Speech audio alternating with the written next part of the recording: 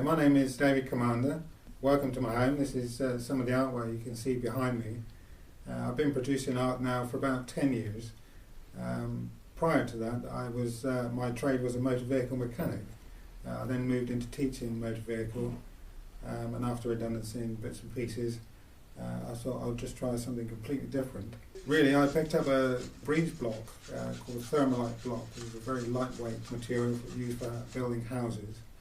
And I was quite fascinated because it's such a soft material. It was very easy to carve, and that really got me started into producing artwork and sculpture and later paintings.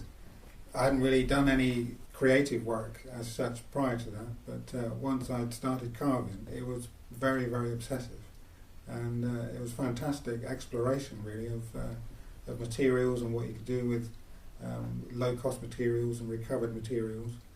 And of course it allowed my creativity, which seemed to have locked away somewhere, and I believe we all have creativity locked away, but it released this enormous amount of energy, and which then I had spurts of being quite creative and very intense, as I'm sure many artists have had those experiences. See, as you move up and down while you're looking into it, you'll see the reflection changes to spheres, and one sphere will merge into another. Immediately when I saw that, it reminded me of the chakras, energy centres coming up through the body, and then your head's in the clouds, which the reflection actually is. I've never really tried to bring out anything or put anything in a painting deliberately. It's really the paint working with me. This one up here is called Manic, or Dancer, or Frenzy, but really it was about when I was making it, it was releasing this inner tension and really trying to shrug off the past and be more open and more loving as a person. The smaller diver came about. Somebody gave me some clay, so I just got a coat hanger and bent out the coat hanger to be the shape of a person. And then clad it with this clay. What I'd really like to do now is make this finish off this cement one. So I've bent again, starting with a piece of wire, bent the wire to the shape of the human form, and then with steel wool and a special cement mixture, which I tend to vary every time, I then clad it and get it. I can either finish the whole sculpture in one day, which is the best way to do it, because trying to add cement to something that's already dry, you find it won't stick, it won't key to it. So it really needs to be done over a 2-day period non-stop, and then you've got some chance of rubbing it down without too much effort and actually defining the shape.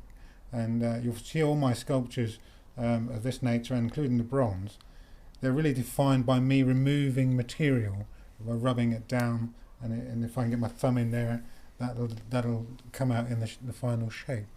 It's really hard work. It'd be far easier to leave it as a rough concrete sculpture, but you kind of get to a eureka moment where you'll see the material will transform from this rough, horrible kind of finish to a billiard ball, glossy, smooth surface as you've seen on the other ones. I quite like the idea of painting Amy Winehouse, really because she's got strong features. And it's strong features which will draw me to paint someone like Frida Kahlo or Salma Hayek.